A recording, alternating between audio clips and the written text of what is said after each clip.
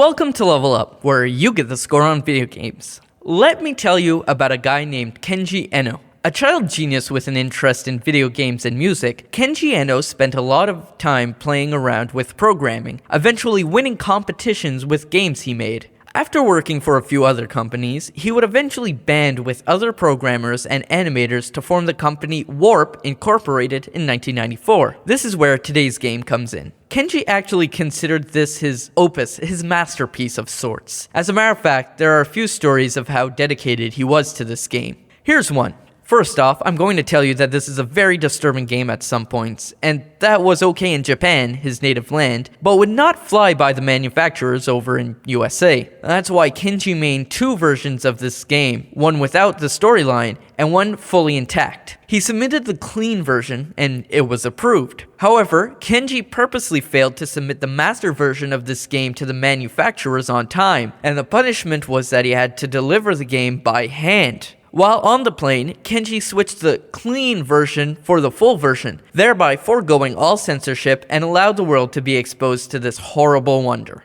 Kenji Eno would eventually go on to have a roller coaster career in gaming, including forming a few other companies and going out of business for a bit. But this was probably the high point. This week's game is the one-letter terror of D for the DOS-based PC.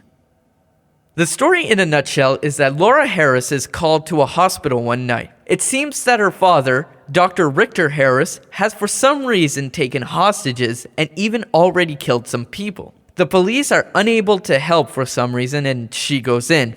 Upon entering the hospital, Laura gets sucked into a portal to some kind of other dimension, which is mostly composed of a haunted castle. You need to help her find her way out and figure what in God's name is going on. I honestly really had to force myself to play this game again, which is saying something since I'm currently locked in this place with nothing to do except play this game. The thing is, this game actually scared me so much I locked it up with this DOS box in a dungeon, which I forgot about until I had no escape route from Pixie.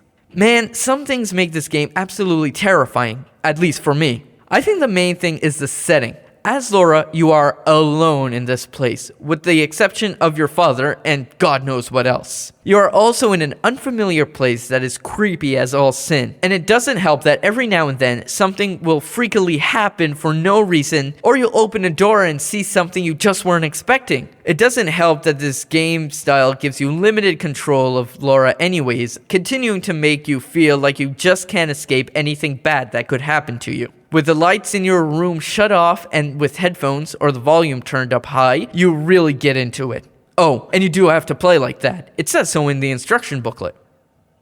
D's main flaw is that it is a very dated game. First off, it plays like the old type of puzzle/adventure games. You know, the kind of Myst, where you go to a spot, then decide where to go or what to do at each point. I think they're making a comeback on the DS though.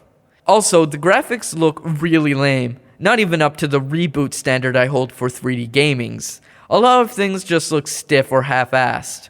Granted, this was one of the first, if not the first, completely CGI games, but still, you know it'll just turn off some gamers. Finally, there's this game's length. To put it in perspective, you actually have a 2-hour real-time time limit. Therefore, unlike modern games where you can just play and play and play, this one is over pretty quickly.